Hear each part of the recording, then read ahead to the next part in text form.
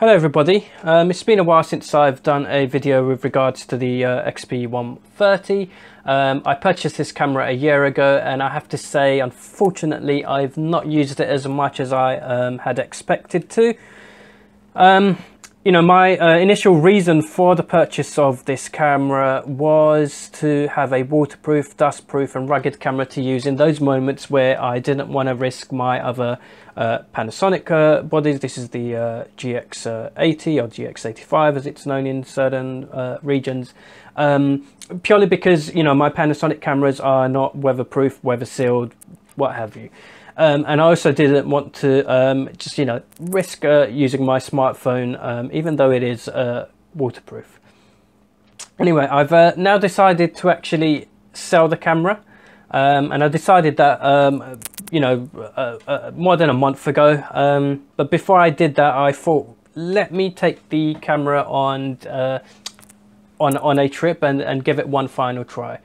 So I took this along with me as my only camera. I took a trip to Portugal, and my primary reason was not photography, but rather to see Metallica, hence the little badge there. But I also thought, well, whilst I do all the usual things that tourists do and visit all the usual tourist spots, it will be a good idea to use the Fuji to take some pictures. Now, before I let you know of my experience with the camera, I want to stress that this camera cost me, I believe, 120 or 130 pounds at the time of purchase. So bear that in mind with what I'm about to say next. Now, the camera in good light produces some really good, fairly clean images, and couple that with the 5x optical zoom.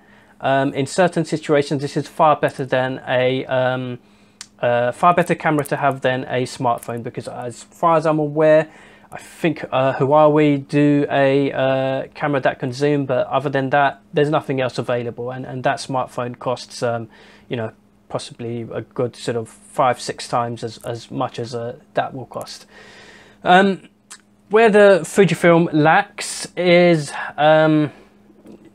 when the light gets low, and I'm not even talking sort of significantly low light or night shots. I noticed that as light sort of decreased, the camera would compensate heavily by raising the ISO, which in turn increased the noise in the images, reduced the clarity, and colors looked washed out.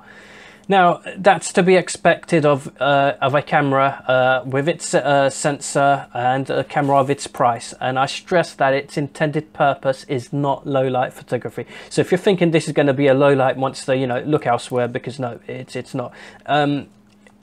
It's whether this camera excels is where you have good light, and whether you're underwater, whether you're on the beach, whether you're on a boat, whether you're fighting the elements, and you need something that's going to, you can trust that will take a picture, that can take a knot, can still take a picture. This is where the Fujifilm excels, and that's what it's made for. I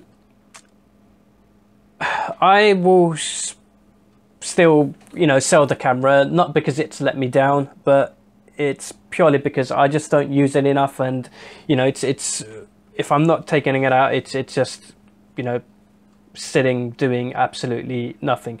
The camera, for what it is actually a really good camera, given the price.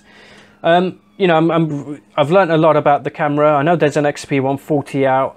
It's not any real sort of different to the XP130 in terms of image quality. I know they've got 4K video recording in there, and sort of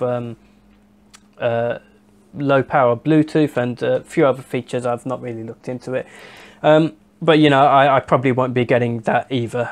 If I do need another waterproof, rugged camera, I'll probably be looking elsewhere.